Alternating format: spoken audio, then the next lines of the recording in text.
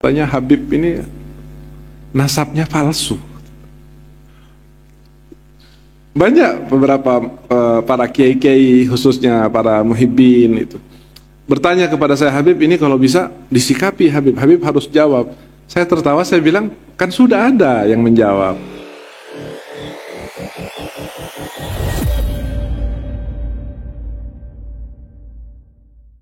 Oh, jazakallah khair.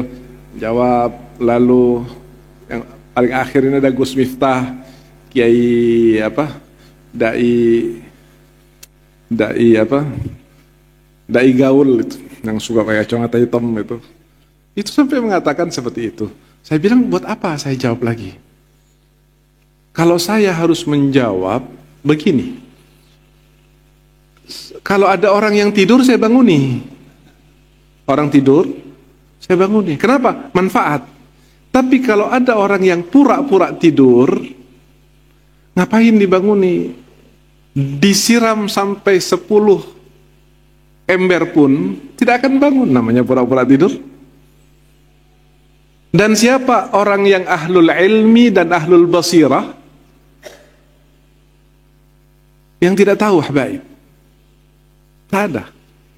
Bahkan saya sampai ngomong kepada salah satu kiai kemarin waktu saya ada di Banten dan di Garut, ketika beliau mengatakan, Habib tolong segera disikapi. Saya bilang, enggak, saya banyak kerjaan dan saya tidak butuh pengakuan. Kami sudah meyakini dengan lembaga dan seterusnya. Kalau seandainya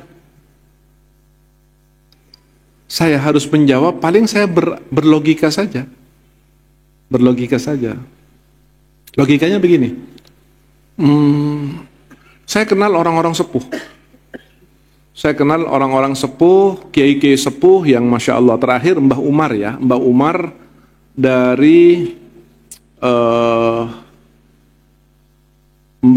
dari Pacitan. Mbah Yai Umar dari Pacitan. Konon katanya beliau kira-kira 1 bulan sebelum wafat, saya silaturahmi kepada beliau. Masya Allah, mukanya terang luar biasa. Kemudian terlihat wajah-wajah husnul khatimah di wajahnya. Saya waktu silaturahmi ke beliau sudah di kasur. Saya duduk di bawah. Beliau sudah ada di kasur gitu. Beliau maksa saya untuk naik. Maksa saya untuk naik, duduk di kursi. Saya bilang, enggak, saya lebih nyaman di sini, Mbah. Biarkan saya duduk di sini. Katanya, enggak Habib, enggak. Nah, karena memaksa, terus saya jadi enggak enak. Takut mengganggu beliau gitu, akhirnya saya duduk di kasur, duduk di kursi. Bahkan duduk di sebelahnya beliau, di arah kaki, sambil saya pijitin kakinya Mbah Yai Umar. Seperti Mbah Yai Umar, atau yang lebih muda Mbah Maimun Zubair, orang yang kita kenal betul-betul orang soleh, orang mukhlis, orang amil bi ilmi, orang punya sanad yang luar biasa, punya hubungan dengan ulama-ulama sepuh, punya kaitan dan sebagainya. Saya katakan, pernah nggak jenengan mendengarkan ulama-ulama sepuh, walaupun satu patah, meragukan nasab habaib? Pernah nggak? Coba saya kepengen tahu gitu loh.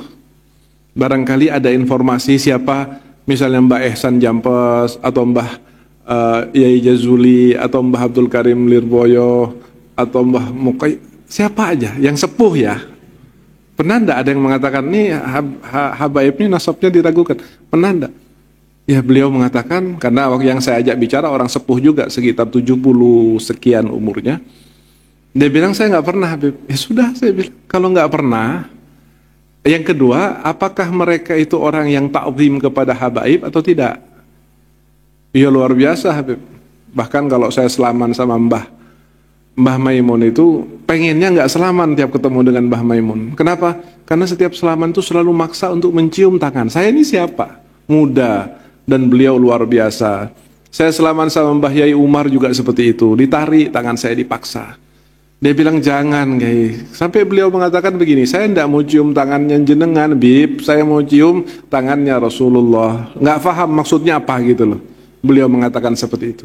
Nah kalau sudah orang-orang sepuh seperti itu, ulama-ulama sepuh seperti itu, Ngapain kita bingung? Orang berpendapat silahkan saja berpendapat, tetapi tidak harus menjadi perpecahan di antara kaum muslimin, apalagi sampai menjadi perpecahan di antara ahlul ilmi. Ini yang dirugikan bukan habaib, tapi Nabi Muhammad SAW. Yang akan bersedih Nabi Muhammad SAW.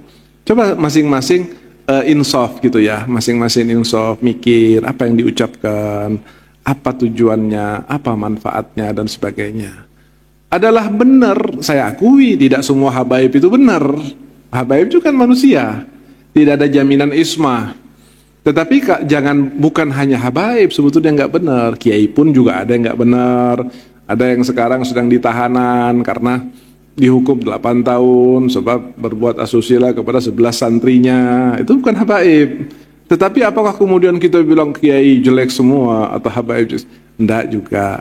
Artinya Rasulullah SAW mengatakan min husni islamil mar'i tarkuhu ma la ya'nihi. Lalu saya katakan, kalau seandainya para masyayikh, para sepuh, para ulama, saya tidak bicara di luar ahli sunnah wal jamaah atau nahdlatul ulama ya, kita di ahli sunnah nahdlatul ulama, kalau seandainya beliau itu meyakini bukan tanpa sebab, beliau ta'zim bukan tanpa sebab, beliau taukir bukan tanpa sebab. Sebabnya apa? Yang jelas ilmunya luar biasa, amalnya luar biasa, tetapi ada satu hal nih, ada satu hal yang mungkin sekarang ini kita jarang mendapatkan. Mereka adalah ahlul basirah. Mereka memandang sesuatu dengan firasah. Dan Nabi mengatakan ittaqu firasatal mu'min fa innahu yanduru binurillah. Tapi kan tidak ilmiah. Iya betul, tidak ilmiah menurut Anda. Tetapi apakah keilmiahan ini harus seperti itu? Lalu saya membuang para masyayikh kita yang dulu dengan hanya sekedar alasan ilmiah atau inilah. Buat pribadi saya tidak akan peduli dengan apa yang namanya ilmiah selama saya masih punya pegangan para masyayikh, para ahlul ilim, ahlul wara, ahlul taqwa, ahlul wilayah, ahlul khasyah, ahlul sujud, itu cukup buat saya melebihi dari apa yang namanya ilmiah dan seterusnya. Mereka adalah ahlul besar, ahlul basirah. Sampai seperti Mbah Yai Umar Pacitan itu sampai mengatakan, saya kan tak tarik tangan saya. Saya muda harus dicium pada saat itu. Harus dicium oleh orang yang sudah lebih dulu sujud pada Allah. Lebih dulu kenal Allah. Lebih dulu mengetahui ilmunya Allah.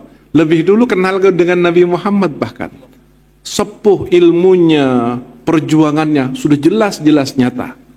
Apakah kemudian saya pantas tangan saya dicium oleh beliau? Saya tarik, tapi beliau tetap memegang sampai tinggal 2 jari kalau nggak salah. Dipegang, beliau lagi dalam keadaan sepuh tua. Saya takut mengganggu gitu loh. Akhirnya saya bilang jangan, Yai ngapunten, jangan, Kiai jangan. Malah beliau mengatakan, saya tidak mau mencium tangan ente ya Habib. Saya akan mencium tangan Rasul. Saya Rasulullah? Bukan. Tapi kenapa kok Mbah Yai Umar mengatakan seperti itu? Saya nggak paham. Tapi yang jelas itu bukan omong kosong yang keluar dari mulutnya. Tetapi itu adalah pembicaraan yang dia lihat lewat basirah dan kesucian hatinya. Sebagaimana juga Mbah Yai Maimun Zubair. Pada saat saya silaturahmi beliau memaksa. Saya sampai tidak enak gitu loh. Hati saya nggak enak, sudah sesepuh itu, sealim itu, sesoleh itu, lah saya siapa? Saya dibanding dengan Mbah Yai Umar, Mbah Maimun, itu mungkin tidak ada secuil ilmu bahkan ibadahnya gitu loh. Tapi mereka mengatakan dengan nada yang sama, saya ingin menggembirakan hati Rasulullah Sallallahu Alaihi Wasallam. Nah, banyak lagi contoh-contoh seperti itu. Artinya kesimpulannya bahwa kenapa ulama-ulama dulu tidak ada yang meragukan, padahal mereka ahli basiro, ilmunya luar biasa, pengetahuan terhadap sejarahnya luar biasa. Kenapa? Yang saya pikir satu, mereka ahlul basirah, ahlul firasah, ahlul nur, dan itu pegangan kita semuanya dalam masalah-masalah yang membingungkan. seperti sekarang ini. Kan banyak orang bingung sekarang ini. Gimana sih sebetulnya? Benar nggak sih kan gitu? Saya pribadi tidak terlalu membingungkan masalah itu. Ya, saya berjalan sesuai dengan apa yang menjadi pekerjaan saya, menjadi tugas saya, dan antum juga seperti itu. Kalau antum mau dengarkan arahan dan nasihat, selanjutnya kita pasrahkan kepada Allah Subhanahu wa taala. Qul kullu ya'malu ala syakilatih wa rabbukum a'lamu man huwa ahda ilaihi